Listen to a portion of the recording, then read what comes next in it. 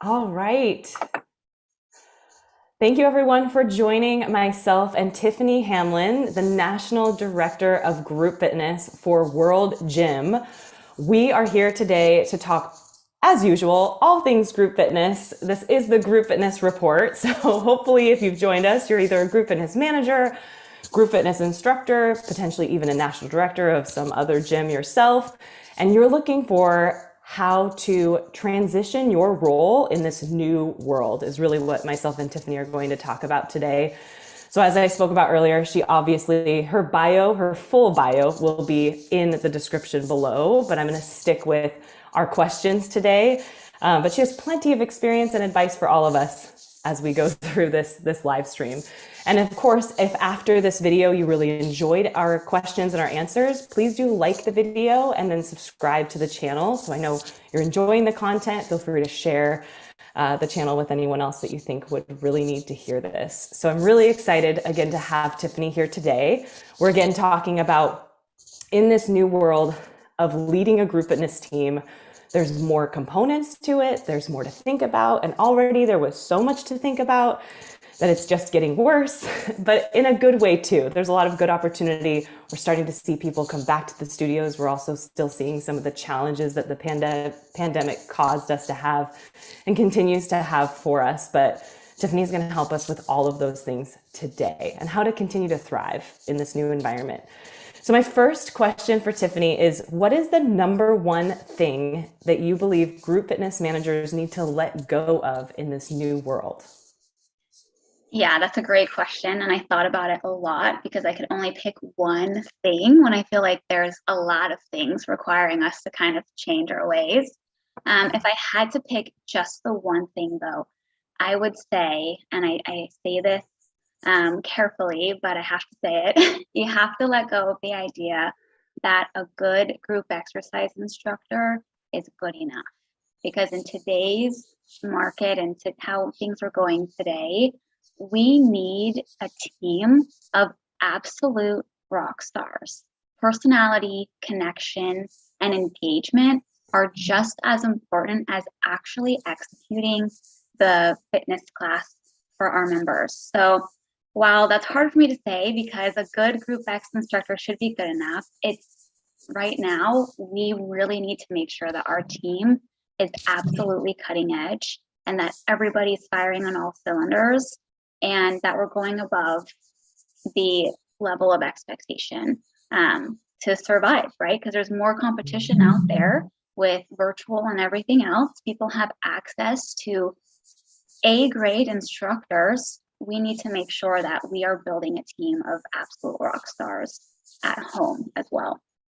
So you can do that a ton of different ways. I think the way that I've been looking at it is changing my day-to-day tasks and some of the tools that I use to reflect that.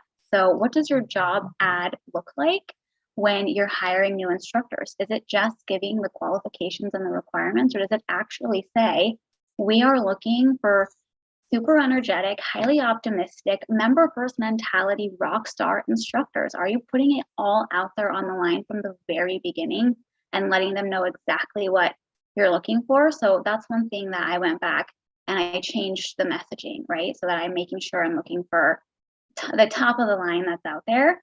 I also changed the way that I do my audition. I used to do them one-on-one, or I used to do them in groups. And I thought to myself, if connecting with the members and engagement is so important to me, they need to be meeting the members. They need to be doing a mock class. They need to be meeting the other instructors. I need to see not only that they can instruct an excellent class, but that they connect with the members. The members really enjoyed them. They enjoyed the personality.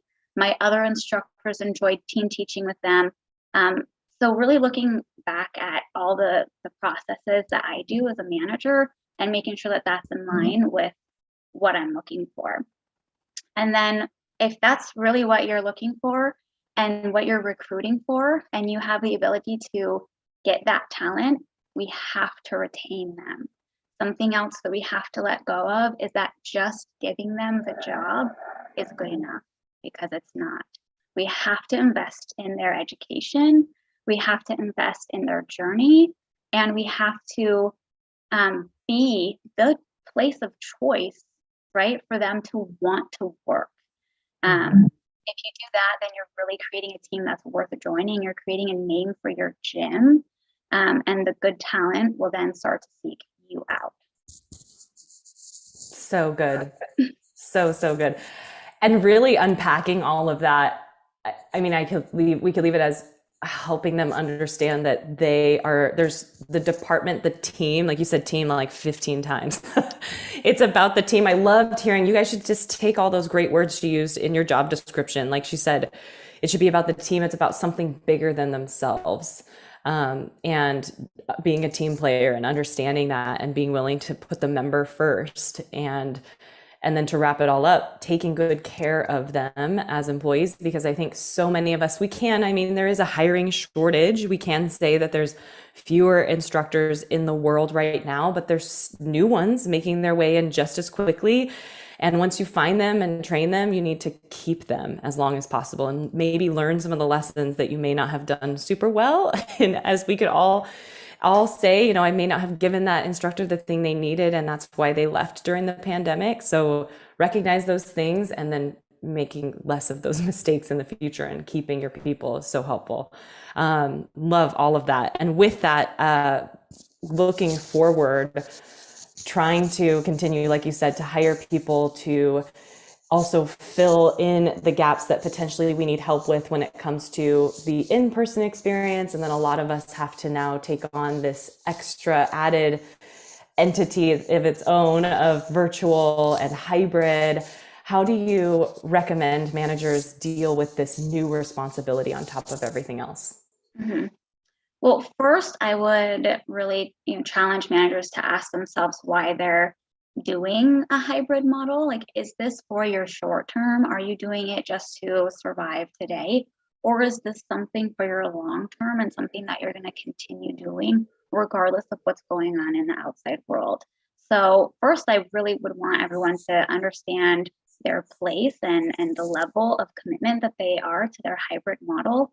And then based on that, like you said, it is technically like a second job for us.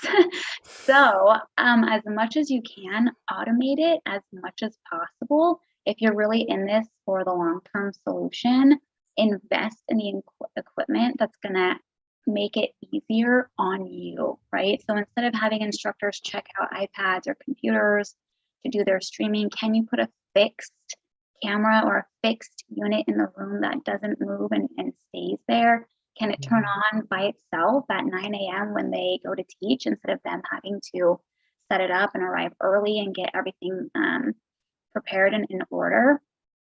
So automate as much as possible to take everything kind of off of you, and really ask yourself, what level can I take this to? What kind of investment am I going to put into this, and kind of plan accordingly for that. And then I think that also goes back to your first question of having very highly skilled team, right? Because if that team is kind of running like a well-oiled machine, then you have more time to dedicate to figuring out your hybrid solution, and you're not being spread, hopefully not too thin. Absolutely. And those instructors, they're easier to just work with in general. And with if an emergency happens or something's not working, which will happen, the right team really helps to help you feel more calm as well as you try to fix those things together. If they're a team player, that's so true. And with automation, I also see that as being, it is easier to a lot of times fix. If it's already easy to begin with, if there needs to be a plan B, there is one. And like you said, automation will hopefully make it less of another job. That's brilliant. And then our final question for today is more of what advice you have for managers to overcome the challenge of the impending. This happened before the pandemic. People, have life things happen and our schedules get shifted and get changed. How do we prepare our schedules and our team for that? Yep. So the first thing is you really want to make sure that your schedule is set up in a way that doesn't leave you vulnerable. So like I mentioned for the first question, you want a whole team of rock stars. There shouldn't be one person on your team that has 5 to 8 classes a week, and then when they're out, it totally just disrupts your whole business, right? Mhm. So I try to keep everyone within that like 2 to 3 classes a week mark, and try not to have one person that's kind of dominating, so that you're not vulnerable. I also used to do back-to-back classes for my instructors because I understand for them it's much easier to come once and teach twice, and it really works. But when they do go on vacation or when they do get sick or they do have that last minute call out, again, that's a big hole in your schedule instead of a smaller one. And it's harder to fill. Either you're finding 2 instructors or you're finding another one to do back to back. So try to make your schedule such that you're not leaving yourself open to letting those things really have a negative impact. And then something else that I used to do, especially during the summer, when people take longer vacations for a week, I used to have like a PTO form for them to fill out and just give me a heads up months in advance that they're leaving, and for how long. And then I would put it in a calendar so I could see if there was kind of overlap or people out for the same amount of time. And then I would see if there's any flexibility there to see if we can't all go at the same time on the same week, and it'd be adjusted so that we can backfill for each other. Mhm. And that used to help me out a lot just for planning ahead. But sometimes you can't plan ahead, right? Sometimes it's just, that day, a couple hours before. But that's another thing that's really positive about virtual is that the days of cancellation really should be over. Just because that instructor is going away doesn't mean that they don't necessarily want to teach still while they're gone. Like, do you want to keep streaming your class while you're on vacation? Some of them might really want to do that. Some of them might not, which is fine, but it's also an idea. Mhm. Something else that you could do is you could have each instructor pre-record 2 or 3 classes that you just have kind of on file in the event that an emergency happens, they can't show up to their class, and you could play that for the class. It's Mhm. still not the real deal, but it's as close as you're going to get, right? It's still the instructor, it's still the format. They just have recorded it in advance for those situations where you need something kind of quick. So luckily, through virtual, we can be a little bit more creative and Mhm. still fill in those gaps, whether it's they're on vacation and they pre-record something, or you have just a little bank from everybody, to handle those last minute situations. Brilliant, brilliant. That kind of wraps it all up, puts it all together. Have an amazing team who can build all of those little things for you for your contingency plan. And then if something happens, you have this ready to go. And I will admit, something we discovered was when I'm in Washington, we don't get snow very often, but when it does happen, a people still want to find a way to get to class, and the instructors don't want to trouble themselves to drive in the snow. So we did that. We had a virtual schedule only, and we had already kind of made it pre-made before the snow happened because it is kind of inevitable. And that really worked for us, being able to provide either pre-recorded or virtual from home. It really, really worked. So I can attest to it. Definitely have those plan Bs in your back pocket. And it's amazing how virtual may be an additional act for us to have to monitor right now, but it can be a really good tool too. I think some of us have learned that it can be Yeah, it could be a used to help us. lifesaver in times. Exactly, it can. It absolutely can. Thank you so much, Tiffany. This was so valuable. We wanted to give you all of the information right away. Do feel free to give us lots of questions or in the comments, basically, and I'll reach out to you or I'll reach out to Tiffany and see if she has any other answers to give you. But we appreciate you watching this month's group fitness report. Next month, we have a couple of people who are in the running to be on set with us, but we don't have it officially dialed in yet. We're really working on it, but it'll either be about a women's empowerment class that I'm working with someone who's really found it really working out for her facility, or it'll be communication with your team that is not done necessarily synchronously. So hopefully those will be some good insights for you in the future, but they'll come either way, whether it's next month or the month after. But thank you again so much, Tiffany, for your time. And we so appreciate you, and we'll definitely keep in touch. I'm sure I'll have you on here again if I can.